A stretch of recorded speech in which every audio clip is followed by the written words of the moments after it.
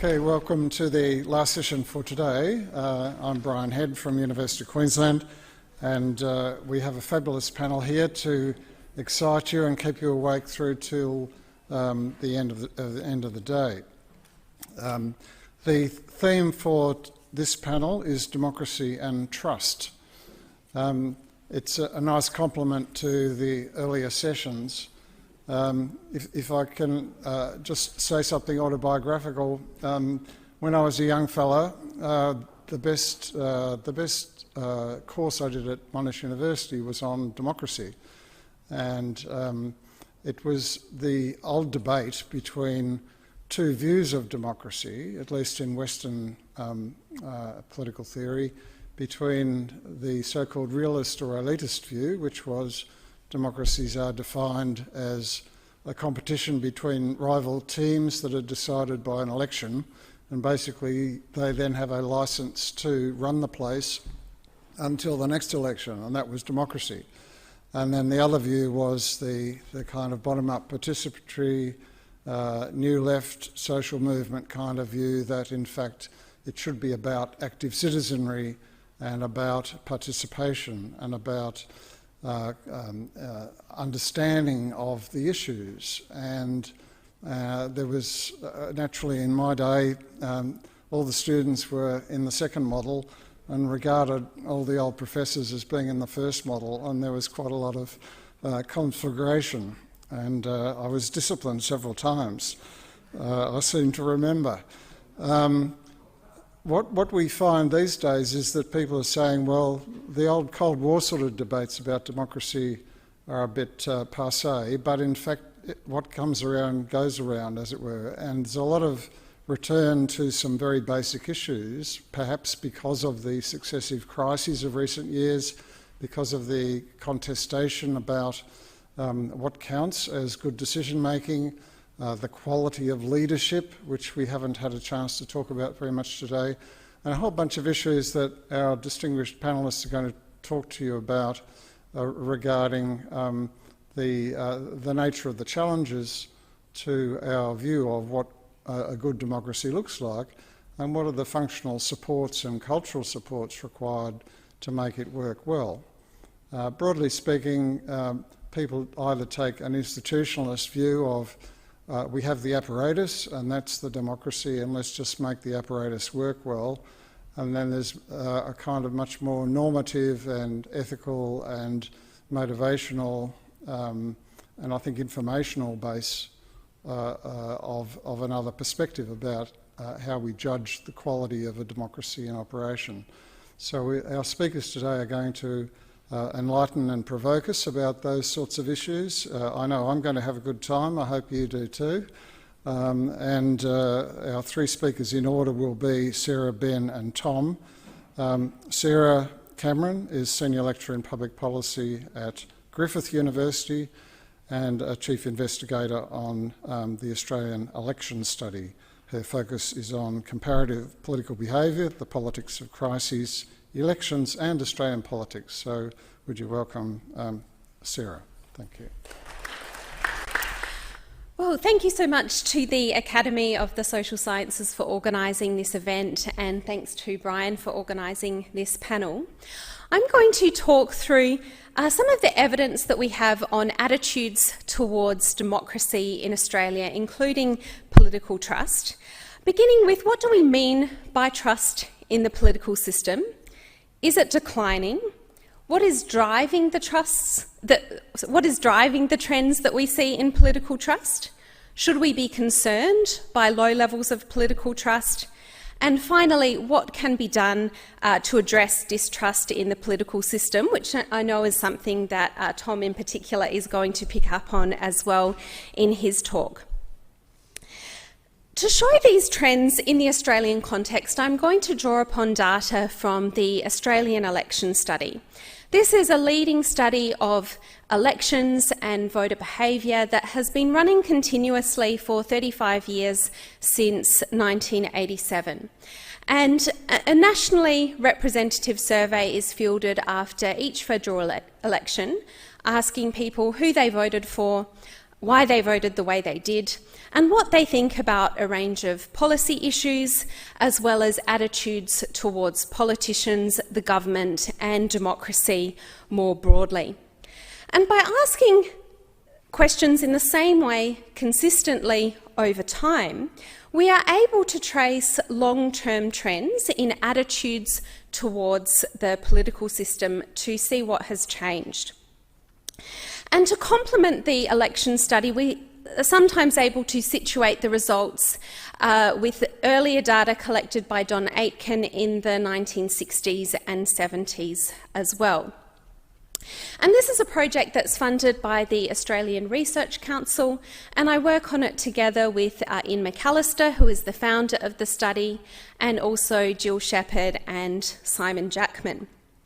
And we're actually launching the 2022 Australian election study 1 week from today. And today I'm able to share some of a preview of our findings in the area of political trust. So what exactly do we mean by political trust?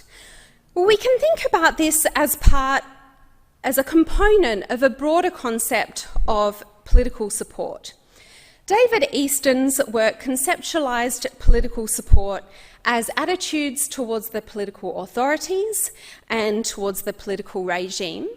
And we can situate these attitudes on a spectrum from more specific forms of support, including support for specific political actors, including leaders and parties, as well as more diffuse forms of support, for example, support for democracy as the ideal form of government. And indicators like trust in politicians, satisfaction with democracy, fall somewhere in the middle of this spectrum of forms of political support. So is trust in politics declining in Australia? The short answer is yes. Political trust reached its lowest point on record in 2019, with just 1 in 4 Australians believing that people in government could be trusted. And that is its lowest point in records going back over 50 years to the 1960s. What we see in 2022 is a very slight recovery. Following the election, 30% of Australians said that people in government could be trusted, whereas 70% thought that, generally speaking, people in government were more interested in looking after themselves. And this slight recovery is consistent with a cyclical pattern of political trust, whereby trust increases when there is a change in government. We saw this in 1996 when the coalition led by John Howard won the government back from Labor. We saw it again in 2007 when Labor won the election led by Kevin Rudd. And we see it to a much reduced degree in 2022. So although there's been a slight improvement, trust remains low overall and much lower than it was in those changes of government that we saw in 1996 and 2007. Another indicator that really highlights the challenge for trust in Australia is based on a question that asks people, would you say whether the government is run for a few big interests looking out for themselves, or that it is run for the benefit of all the people? Consistently, over the past few elections, a majority of Australians have reported that they thought the government was run for a few big interests, compared to just 12% who believe that the government is run for all the people. So for a democratic society, that shows quite an extreme level of cynicism about how well democracy is working in practice. So this raises a question as to whether the trends that we see in Australia are unique, or is this reflected cross-nationally? And to highlight this, we'll look at another indicator, satisfaction with the way democracy is working. and comparing Australia to other Anglo-American democracies, New Zealand, Canada, the UK and the United States. Firstly, what this data shows is that there's a good degree of cross-national variability. Although there's been a decline in Australia, the UK and the US, you can see that the trends have remained reasonably stable in Canada and New Zealand. So some of the arguments that have been put forward to explain the decline in trust, for example, to blame this on social media or on young people, are challenged by this because we know that Canada and New Zealand also have young people and social media. The other thing that this data illustrates is the uniqueness of the Australian situation over the past 15 years or so. The decline in satisfaction with democracy in Australia was steeper during the 2010s than what we saw in the UK, following the Brexit referendum and in the US following the election of Donald Trump. So this presents a question as to what is driving these attitudes towards democracy. What explains the variation in terms of shifting trends over time and also different levels of support cross-nationally? The research in this area has highlighted three factors influencing people's attitudes towards democracy. The first is the political institutions.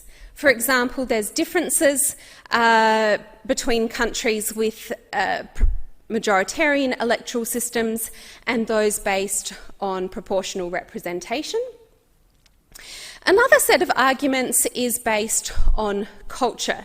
For example, the idea that as education levels rise in a society more broadly, this can lead to a shift in attitudes, with those with higher levels of education being more supportive of democracy as an ideal form of government, although there's mixed findings as to whether more educated individuals are more satisfied and more trusting in the political system.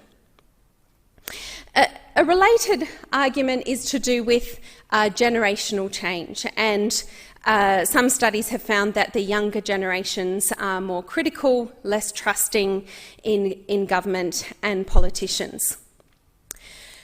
The third set of explanations is based on government performance, and this can incorporate the performance of the economy, and it can also incorporate political performance, which can include the policy outputs of government, things like respect for human rights, and various other areas.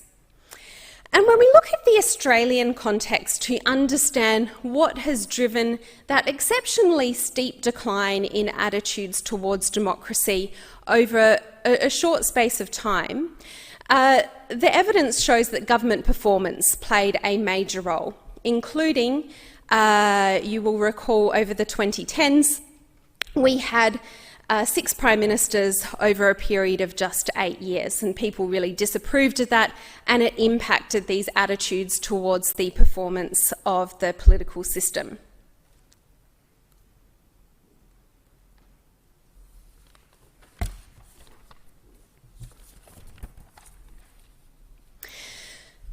To understand what's driving attitudes towards government, we've also just come through a very unique few years with the COVID-19 pandemic, which has had a big impact on people's attitudes towards the political system.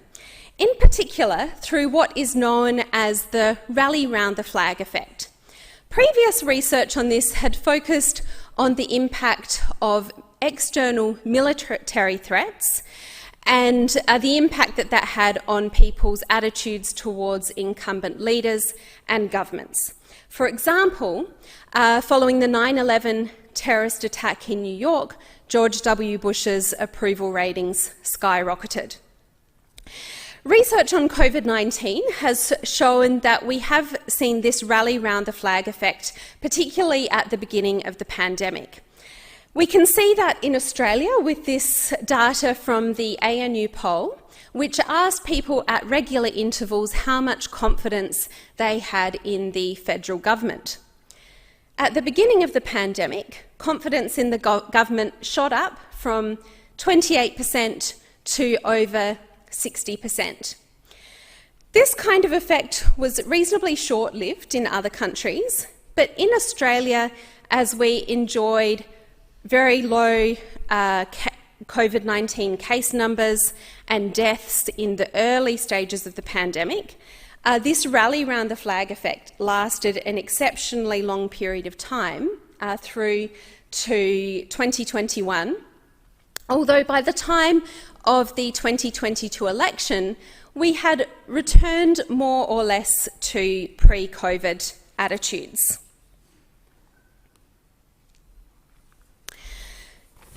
So we've had a few years of a lot of fluctuation in attitudes towards government, and we've essentially returned to a similar point to where we were a few years ago, with quite low levels of trust in the political system and some of the lowest levels of trust on record. So this raises a couple of questions. First, should we be concerned? Is this a problem if people don't trust the government? And there's two sides to this. On the one hand, a more allegiant political culture has many benefits. Those citizens that have more trust in the government are also more supportive of democracy as a type of regime. They tend to be more engaged in the political system, are more likely to comply with laws, and so on. But at the same time, critical citizens have their place in democratic societies, and they can play an important role in holding governments to account. Another question that arises is, what can we do about these low levels of trust? And this is something that Tom Daly is going to touch upon in more depth. But from the public opinion perspective, we ask in the election study a number of questions about potential changes to the way democracy works in Australia. And the results show that Australians are very open to seeing positive change in how democracy works. 80% would support recognition of Indigenous Australians in the Constitution. Over 50% would support Australia becoming a republic. And when we ask about various political reforms, like a national anti-corruption body and reforms to political finance, we see strong support over 90%. So although levels of trust are low in Australia, there's a good degree of support within the public for finding ways to improve the way democracy works in Australia. Thank you so much. Thanks indeed, Ben. We'll move on to our last speaker on the panel, who is indeed Tom Daly. Tom is going to be a bit different. He's going to speak to us, not to use slides. So what I suggest to you is that you have a look at his research platform called Democratic Decay and Renewal, which is where I found him. It's a great read. There's a lot of stuff up there. When he's not doing work on the Democratic Decay and Renewal, he's Deputy Director of the Melbourne School of Government and a member of the International Coalition for Democratic Renewal. So over to you, Tom.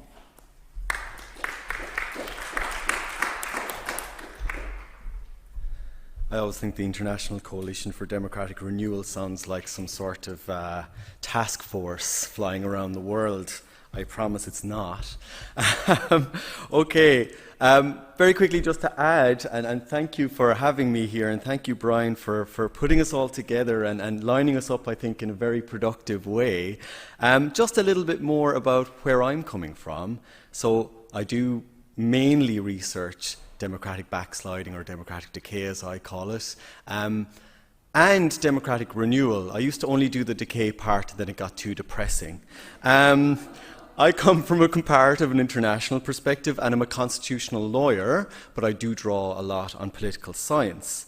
As Brian said, I run this online platform, Democratic Decay and Renewal, but for 2 years after COVID hit, we also ran this platform called COVIDDem, which was curating research and analysis on COVID's impact on democracy worldwide.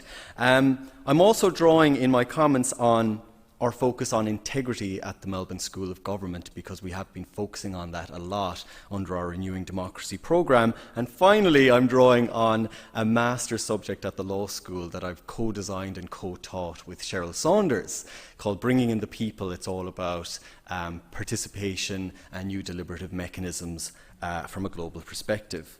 And just before I get into this, I should say I completely revised my comments while I was listening to everybody today.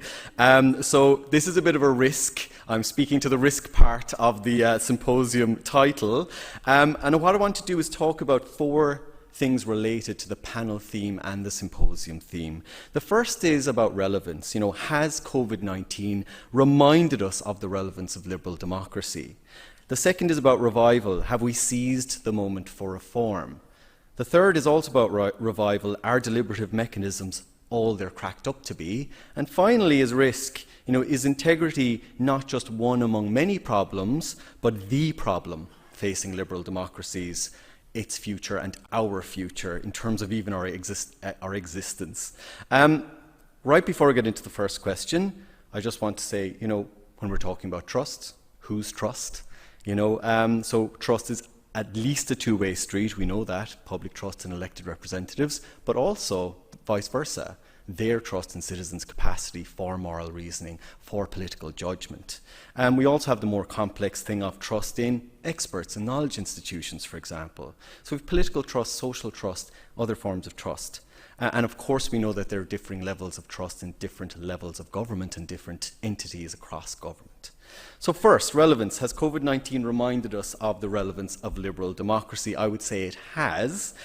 So the COVID experience, to my mind, and looking at all of the research that we compiled on COVIDDem, for example, it undermined the central narrative from authoritarian regimes, essentially claiming that decadent democracies were unequal to the task of the COVID-19 pandemic, at the start of the pandemic. So they lacked adaptive capacity in Zim's terms. And the research shows actually that authoritarian regimes were not more effective than democratic regimes. What was more important was things like state capacity, public trust in government, and so on. And arguably, democracies were more effective because they're being judged by a different standard. They not only had to suppress the virus, but they also had to do so in a way compatible with democratic norms. And we see what's happening in China right now. They are not under the same constraints. Now, no democracy is perfect on this score, but I organised governments into 4 categories when I was thinking about this. One is effective rationalists, those who suppress the virus through rational, fact-based policy, respecting maximal democratic functioning and the rule of law. So the likes of New Zealand and South Korea, and I think Australia can fit into that category.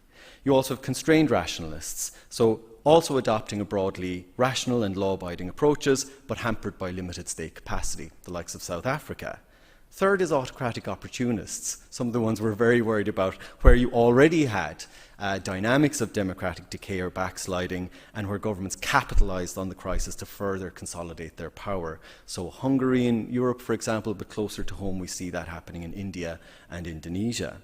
The final is fantasists. I felt they had to have their own category. So you have governments simply refusing to accept the reality of the virus, like the US and Brazilian governments, engaged in anti-truth governance, as Sophia Rosenfeld calls it, and sowing distrust among the population. So regarding government performance, using the term that Sarah used, the first 2 types of government, the effective rationalists and the constrained rationalists, tended to perform best in terms of suppressing the virus, but also managing to keep this level of democratic functioning. And they did get a major trust bump, it seemed. So the Edelman Trust Barometer in 2020 showed a 65% bump.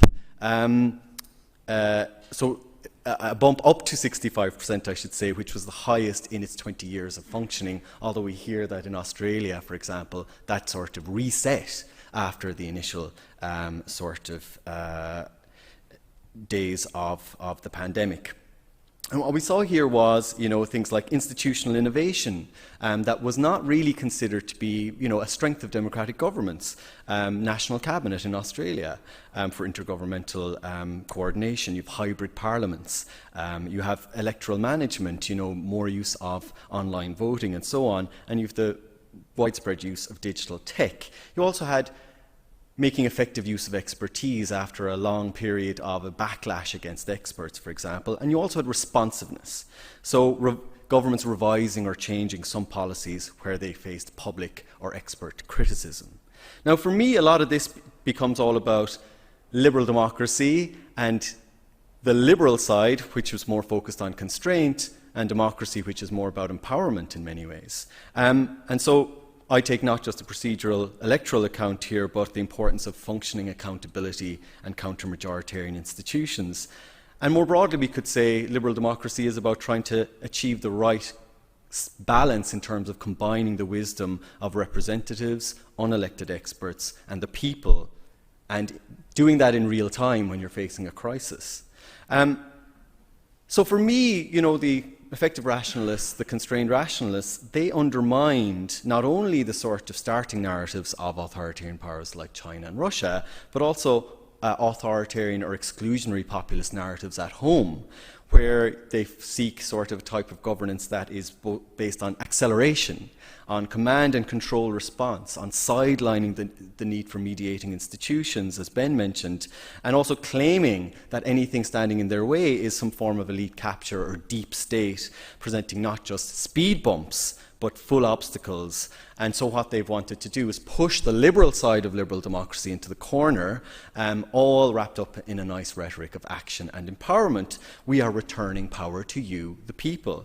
But how it actually works, as we know, is you see the centralization of executive power, you see the removal of meaningful constraints and useful constraints, you see the disregard of evidence or the distortions that come with the personalization of power. In India, for example, Modi's lack of attention to COVID or lack of worry about it turned into the state's lack of worry about it. You have increasing corruption happening in this type of governance. So Hungary, it's so bad that they talk about state capture or the mafia state. But of course, in the UK, you had major corruption, procurement processes and so on. For democracies as well, COVID underscored long-term trends that were already in place: executive aggrandizement, sidelining of parliament, the declining representative capacity of an increasingly isolated and professionalized political class. It showed the sorry state of our information ecosystem and the volatility of public trust. So connecting with Robin's talk earlier, have we given enough thought to the optimal balance of empowerment and constraint? So matching considered governance with speed of action. I think that's a really important question for us. Going to the second question, have we seized the moment for reform? I'm going to be very quick on this and just say what has been concerning has been just this snapback. So, Peter Nolan earlier talked about the hybrid parliaments in Canada just snapping back to business as usual. And I think that's been across the board. We see it with electoral management and so on as well. And I think that's that is a missed opportunity, because there has been a huge energy that's been put into rethinking how we do a whole load of areas of democratic practice. And there's just been a snapback. And I think that's been too quick. I'll move to because I'm mindful of time, I'll move to, because I want to speak more about it, the second revival question, which is, are deliberative mechanisms all they're cracked up to be? Because I think they are presented often as such a such a saviour in some ways. So we know that there's a deliberative wave that's been happening for decades, more and more deliberative experiments proliferating across the globe. These accelerated during COVID. And we have, of course, hotspots like in Europe, the proliferation of citizens' assemblies as one model of deliberative body. So in Ireland, where I'm from, in France, in the UK, in Belgium, and so on. Now, there have been limited inroads, as we know, here in Australia, despite some 40 experiments or so, major experiments in deliberative democracy here. What's interesting is, I think there's a really good paper by Lynn Carson and David Schechter on this, about politicians' trust in citizens to actually sit on these bodies in Australia. And they say things like, well, you know, what do they bring to the game? Very little, right? Which I think is a bit dismissive, to say the least. Now, when you look at the research, and I was trying to find some, the jury seems to be out on whether these bodies actually increase public trust. There's some evidence of it, but it doesn't seem to be. Some of them are so new that it's quite hard to actually chart it. But let's say some of the claims that are made for these bodies. They show respect for citizens themselves. They concretize the people in a way that populist narratives do not. So you get a popular approach rather than populist. Or if you're going to stick within populist framing, you get good inclusionary populist rather than bad exclusionary populist. You have their ability to break political deadlock, especially in sort of on specifically difficult issues, moral and social issues. They can address short-termism in representative institutions, you know, bound to the electoral cycle. They can mitigate the influence of lobbyists. They can reason and deliberate effectively, sometimes better than politicians. There is a paper that claims that, for example, the citizens on the abortion Citizens' Assembly in Ireland did a much better job, once you do a text analysis, than the politicians in Parliament. You have their ability to give a place to experts and evidence without a slide into technocracy. And you also have claims that they can address misinformation and enhance social trust, because citizens see people like them engaging in public reasoning and actually being given some clout. So those are the claims. And again, it's about striking the right balance of different wisdoms. And there has been a clear successful use of these bodies in places like Ireland, producing major reform on things like same-sex marriage or abortion regulation, very contested issues.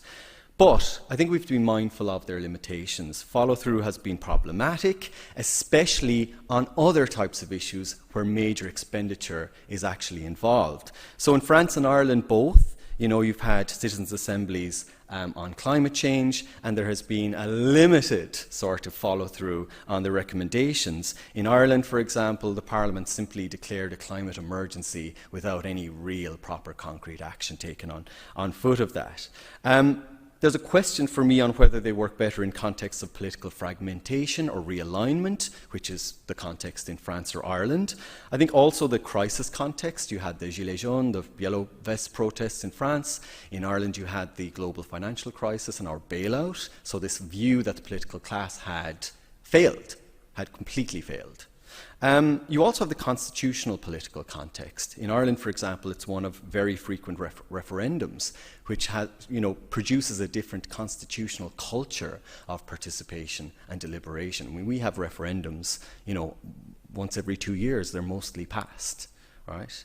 I think also they can be a displacement activity. They can give you the appearance of reform or action when you don't want to take action. So this is where greenwashing meets what we might call deliberation washing.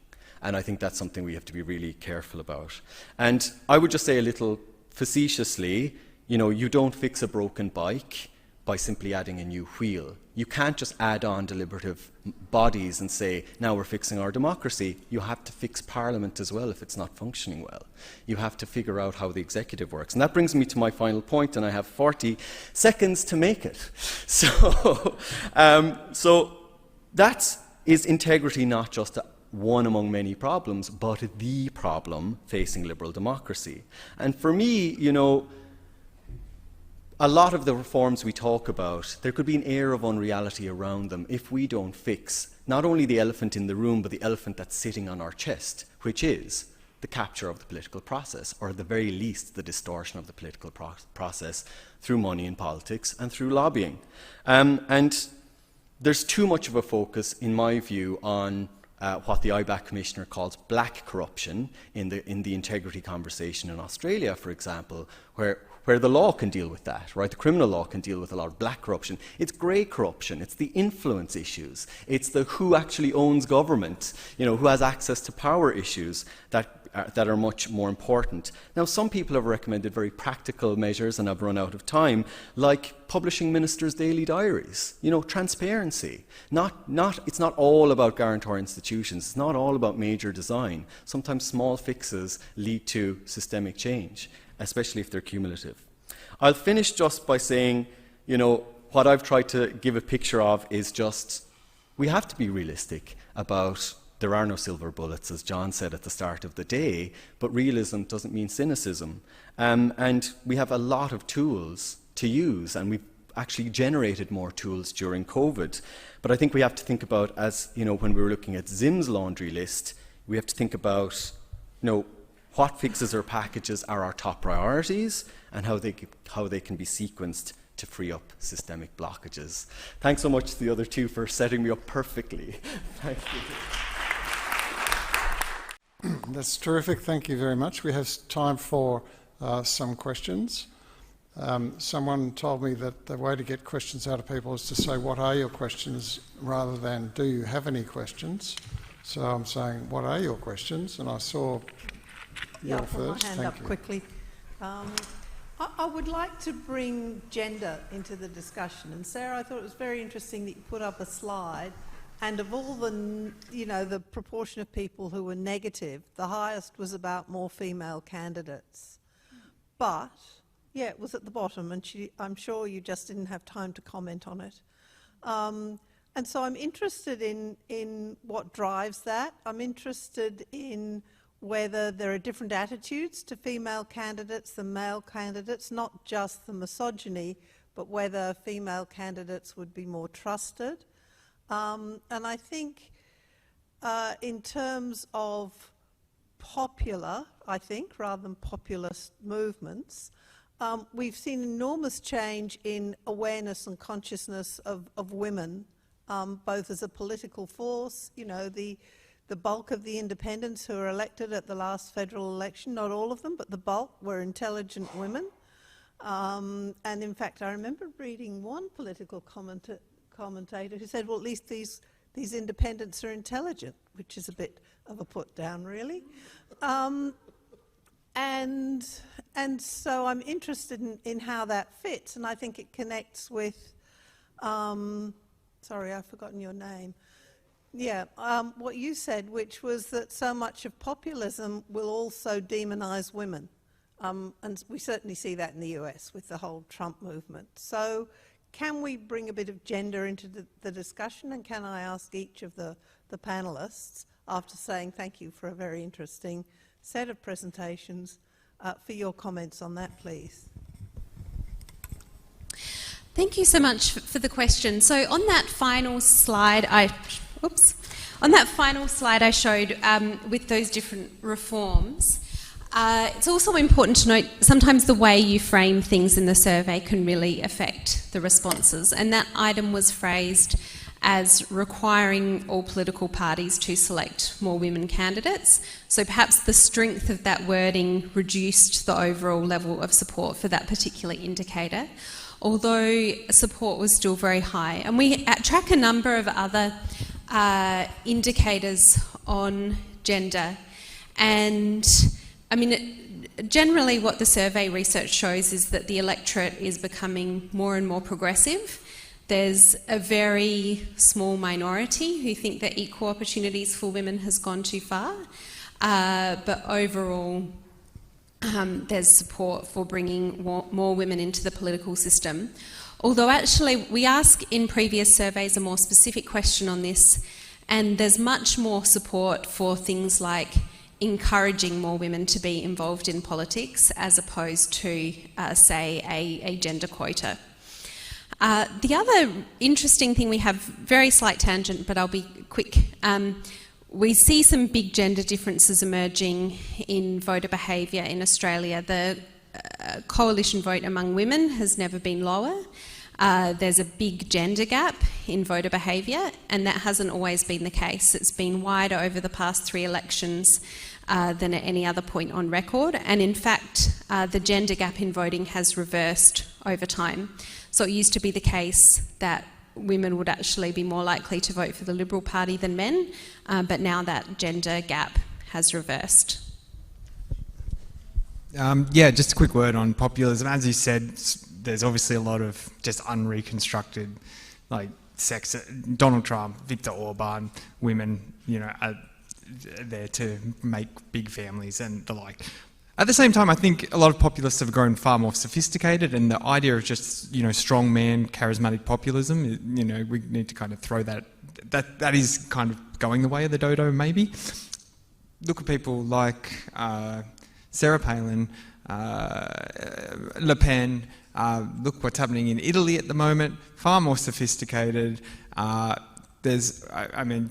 mentioned some of the Dutch populists earlier, using kind of social liberal defences of women. We need to do, we have a strong liberal society where women can do whatever they want, and we need to defend them against those immigrants coming in who are going to destroy our culture. So it's starting to spread out a lot more.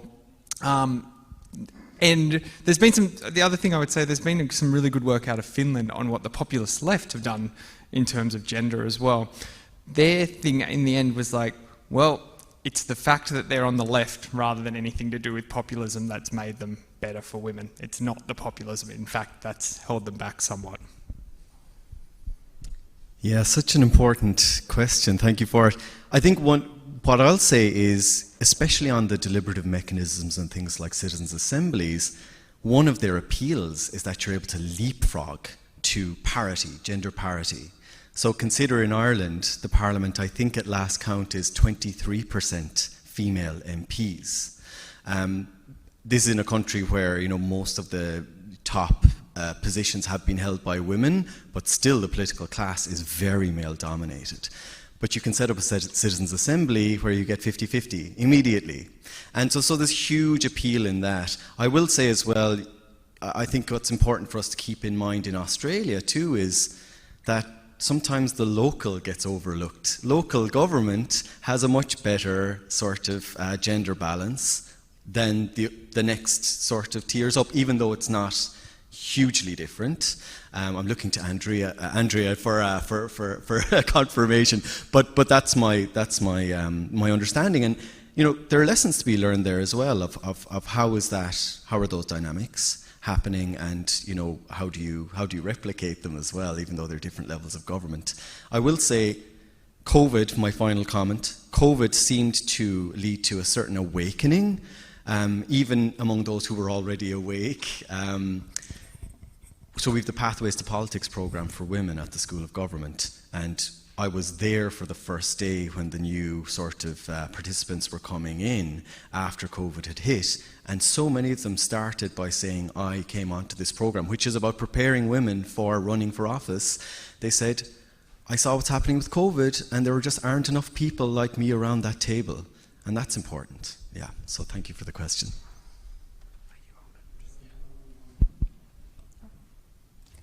Marion, I think, and then you, John. Yeah, okay. Thank you. Yeah. Marion Saw. I had a question for Ben, actually. You talked about the positive aspects of populist challenges to elites, and particularly corrupt elites. But on the other hand, you have populist opposition to the representation of elites in accountability institutions and watchdog agencies. I mean, not only because they have elite values, but because they're oriented to cosmopolitan elite values about human rights and protection of minorities and so on. So how do you put those things together? Well, it's not necessarily a rational combination. I mean, there's a great book that Marion, 2003, we were talking about earlier, about anti-elitism in Australia, that spoke about some. I mean, these are different repertoires, I think, that can be put together. One of them, there's a gut punch aspect to the first part that you were saying, in terms of like, there's something gone wrong here. There's corruption going on. I mean, populists are often very good at identifying that problem and not necessarily very interested in the follow-up. So how do you do that? Well, that's the boring stuff that's we've been talking about today, and lots of ideas about how the kind of mechanisms that you can put in there. But kick them out of office, or drain the swamp, or build the wall, or it's not necessarily a sense of holding them to account, or even, and what you're saying about those cosmopolitan values, I mean, let's bring it down a level. They're what you were talking about in terms of liberal protections of democracy. They don't even need to be cosmopolitan. They just, it's that liberal aspect of democracy. Populists are not necessarily interested in that. Populists, I think, a lot of people argue that populism, someone mentioned it earlier today, it's the notion of, it's a liberal democracy. They're interested in majoritarian democracy. They don't care about any of that other stuff. So that, that's the issue. Robin and then John. Thanks. They were 3 terrific presentations, but I'm going to put this question to Ben. I'm basically in agreement with your line that populism on the left or right can be like what Simon Tormey said was a pharmacon. A small dose can be good for democracy, but too much of the wrong dose can kill it. But I want to dig underneath what populist claims depend upon for their authority to speak, and that is that they're of the people. And that, in fact, is referring back to the idea of the people being the source of sovereign power. This is popular sovereignty, right? And without that, they wouldn't really be able to claim that authority. But what do you say to the argument that right there is a move that is essentially anti-pluralist? Because they're always a subset of the people who claim to speak for the larger people, and therefore it's necessarily anti-pluralist and exclusivist. And in a sense, the more you dig at that, the more you get to the fundamental boundary problem in democratic theory, which is the right to draw boundaries about around who the people are, is a question that presupposes a demos in the first place, which is the very question that's asked. So it's kind of a conundrum or eternal paradox that can never be resolved unless we take the people to be every human being on this planet. So in that sense, the argument is, does that mean there's something anti-pluralist at the core of populism in terms of how it seeks to derive its authority to speak? Well, I guess the bigger question there is there something anti-pluralist in the forms of political representation where anyone claims to speak for the people? Because I would argue that nearly any claim to speak for the people in democratic societies is rarely speaking for the whole community. And maybe I'm a massive cynic in saying that, but I don't believe that... So I don't think that the previous decade of government that we've has had any interest when they speak of the Australian people. There are clearly people who are citizens of Australia or not citizens of Australia who did not fit within that claim. So, I mean, you're a political theory, any claim to representation, according to political constructivists, is a partial claim. I think populists just make that so clear. They don't even pretend to hide it a lot of the time, that their sense of the people is a partial one that's standing as the whole. I mean, that's what's uncomfortable about them, and probably there's some efficacy in that as well. But I think you're right to say they scratch at that completely. But any claim, I think, at political representation is partial. That's not satisfying, but I think it's the way it is. So that's back to John. Fitting that we should get near the end, and it's back to you, John. Okay. This is more of a reaction than a question. Actually, 2 reactions. So first, in linking Ben and Tom's presentations, I think there is a little bit of survey evidence from European countries that people who exhibit populist attitudes are actually more likely to approve of deliberative mini-publics than others. So in that sense, there's maybe a link between these sorts of deliberative innovations and populism, or at least potentially. But really I wanted to react to Tom's skepticism about deliberative innovations. But in a way, I kind of share it, that you can't just sort of add citizen deliberation exercises and think that's somehow going to solve the problems of a political system. There are a few exemplary cases that everyone points to in Ireland and Belgium where things do seem to have made a fairly big difference.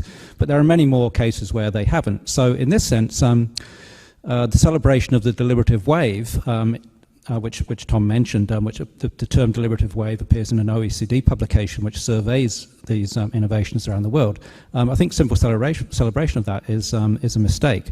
That more important is to think about the relationship of these innovations to whole systems, and this is actually the impetus of what's sometimes called the deliberative systems perspective within deliberative democracy, and that means attending to what goes on in Parliament. It also means looking at the influence of money in politics and thinking about corrections to that. In terms of a cautionary sort of set of examples, probably one country that has been at the forefront of the deliberative wave in terms of institutional innovation has been Brazil over the last couple of decades. Participatory budgeting, which is perhaps the most well-known innovation, but also health councils, just a whole raft of citizen deliberation exercises, often quite consequential in determining policy, at least locally. But then, what does Brazil do? They elect Bolsonaro. So you really do have to pay attention to the macro deliberative context and not just the micro ones. So.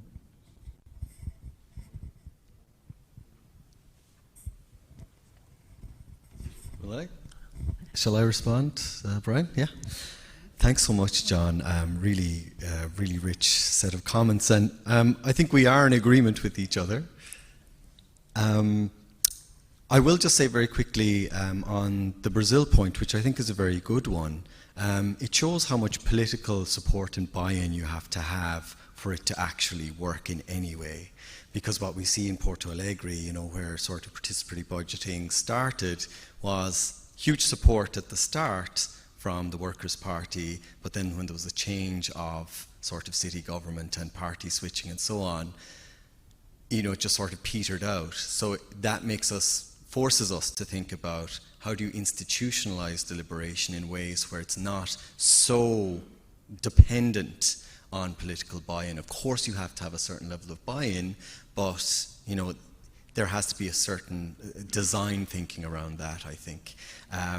But what's interesting as well with the Bolsonaro side of things is just how much it brings back in the sort of information ecosystem points and how they completely frustrate meaningful deliberation.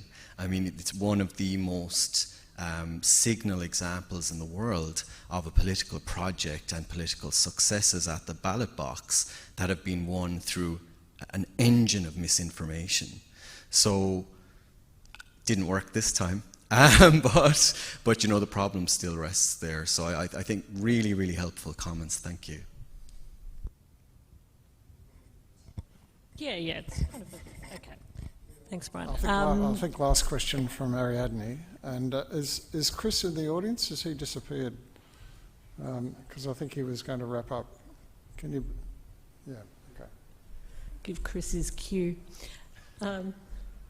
So my question is for Sarah and Tom. I was really struck by the whole concept of snapback and what happened during COVID being the blip, and then we sort of snapped back to low trust, we snapped back to low level of innovation, state citizen engagement. So what is this telling us? What is this telling us about what governments really think? Do governments care about citizen trust at all? Should they care about it too?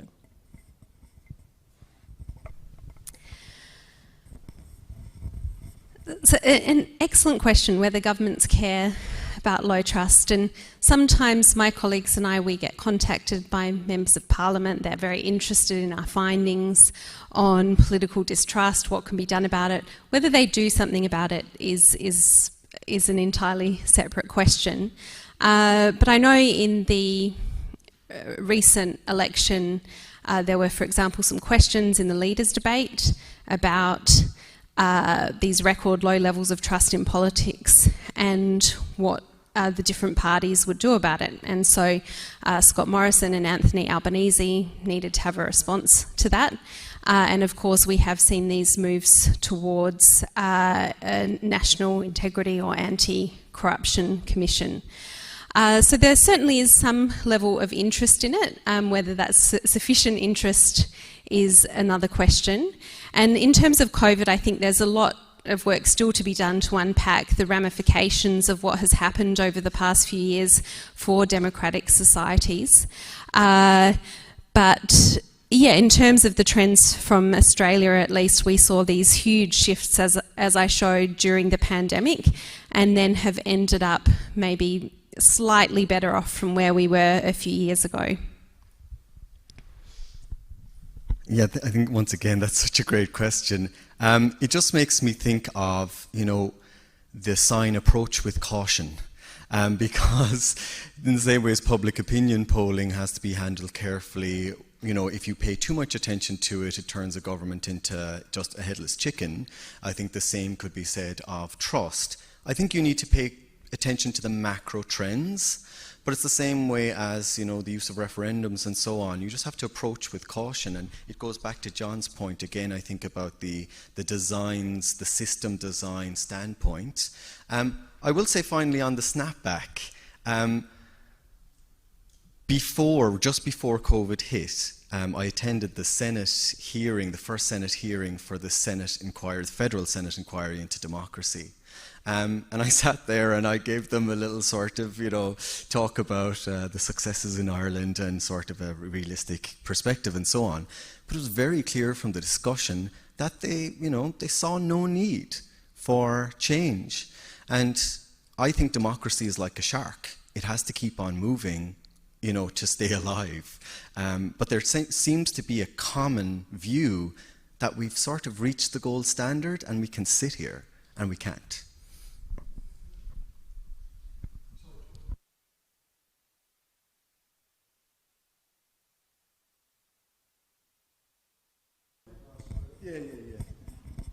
Yeah.